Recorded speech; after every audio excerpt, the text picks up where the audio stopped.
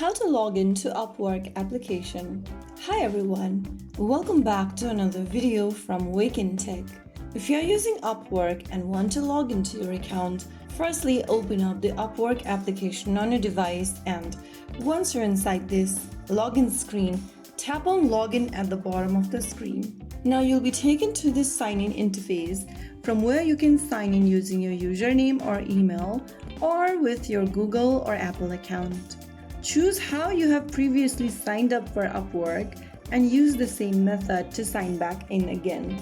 Since I signed up with email, I'm just gonna go ahead and enter the email or username in the first field. After typing down your email, click continue.